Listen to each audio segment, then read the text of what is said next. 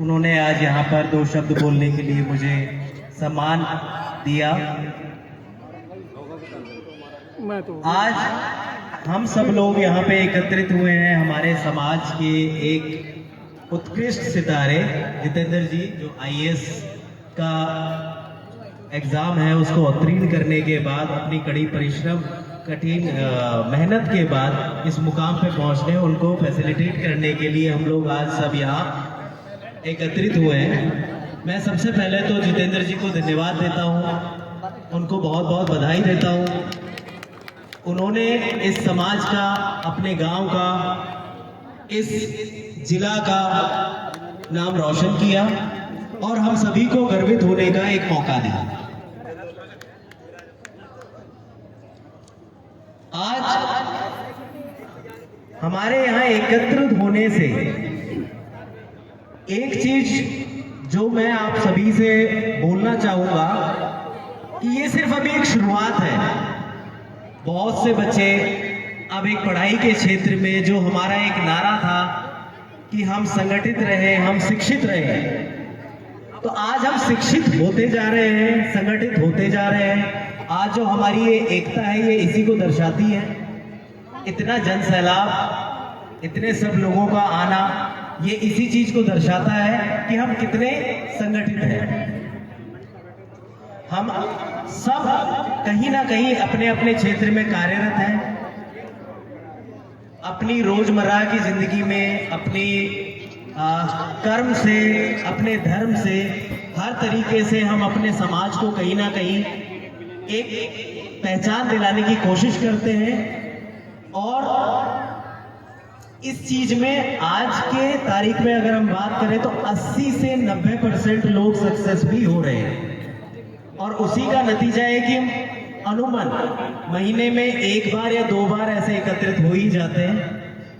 मैं सबसे पहले धन्यवाद देना चाहता हूं हमारे जाटव समाज संस्थान के जो अध्यक्ष हैं राम बाबू जी, अंकल जी का, उनको बहुत बहुत धन्यवाद जो इस तरीके का कार्यक्रम हमारे बच्चों को प्रोत्साहन देने के लिए, फैसिलिटेट करने के लिए, कहीं पर अगर उनको कोई दिक्कत आ रही है, कोई उनसे जाकर के मिलता है तो उसका समाधान में लग जाते हैं और उनके बात करते हैं।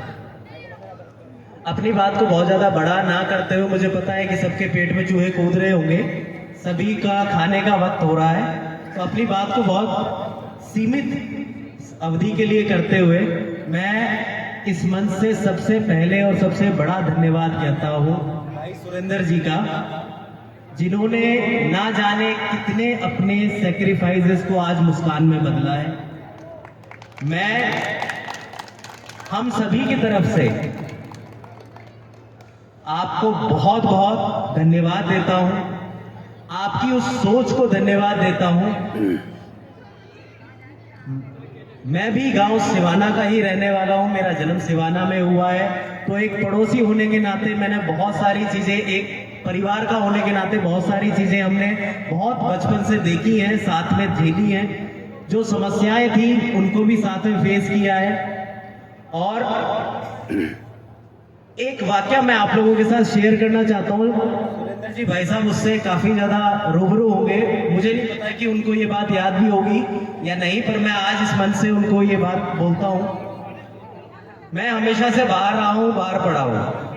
गांव में आना बहुत कम होता था, लेकिन जब भी आता था वो पल बहुत अच्छे होते थे मेरे लिए। लेकिन अपनी दिनचर्या को एक शहरवासी से गांववासी में लाने के लिए बहुत सारी चीजें अपने आप में बदलाव लानी पड़ती थी। और जब छोटे होते थे बहुत जिद्दी और चुलबुले भी हुआ करते थे। तो भाई साहब की एक दुकान होती थी जिससे हम अनुमन चीजें लेकर के खाते थे। और भाई साहब को शायद याद होगा कि हमारे गांव में जो भी दुकानें थी उनमें ना तो ओरिजिनल जो पेप्सी मिला करती थी वो नहीं मिलती थी, और मैगी नहीं मिला करती थी, जो उस टाइम पे हम बचपन में बहुत ज्यादा याद किया करते थे। सिर्फ एक ही दुकान थी जहां पर ये चीजें मिला करती थी। इस छोटे से उदाहरण से मैं आप लोगों को एक चीज समझाना चाहता हूं कि उनकी सोच, वो अपने आप को किस तरीके से ढालना जानते थे यही सोच का नतीजा है कि आज सारे बच्चे एक अच्छे पद पर कार्यरत हैं। मैं हमारे समाज में जितने भी पदाधिकारी हैं, जितने भी लोग यहाँ पे मौजूद हैं, उन सभी से एक ही गुजारिश करना चाहता हूं, एक ही निवेदन है मेरा, अपने बच्चों की पढ़ाई में दिन और रात ना देखें और जो भी परेशानी आए उसका हंसकर सामना करें। बच्चों को साथ लेकर के चलें, उनकी परेशानियों को समझने की कोशिश करें, उनकी मनोस्थिति को समझने की कोशिश करें कि अगला चाहता क्या है। कई बार हमें जो दिखाई देता है, कई बार बच्चा जो हमसे बोलता है, उसके पीछे का कारण बहुत बड़ा होता है। आज हमारा बच्चा किसी कार्यरत पोस्ट पे है, कहीं पर काम कर रहा है और अचानक उसके मन में आता है कि मैं नौकरी छोड़ूंगा। हम में से कितने ही पेरेंट्स, कितने ही माँ बाप ये चीज चाहेंगे कि एक सिक्योर नौकरी को छोड़ दे बच्चा, शायद बहुत कम। लेकिन हम अगर उस सोच को समझने की कोशिश करें तो वो दिन दूर नहीं जब हर दूसरे घर से एक आईएएस निकलेगा।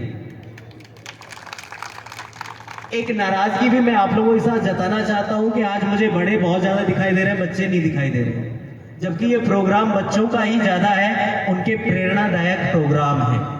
आगे से मेरी आपसे गुजारिश है कि बच्चों को भी अपने साथ लेकर के आए, ऐसे प्रोग्राम में उनको प्रोत्साहन मिलता है और वो आगे अपना फ्यूचर डिसाइड करते हैं कि उनको क्या बनना है। इन्हीं शब्दों के साथ मैं अपनी इन पंक्तियों को लगाम देता हूं कि कौन कहता है कि आसमान में छेद नहीं हो सकता? कौन कहता है कि आसमान में छेद नहीं हो सकता? एक पत्थर तो तबीयत से उछाल कर देखो यारो। आप सभी को शुभ रात्रि, जय भीम।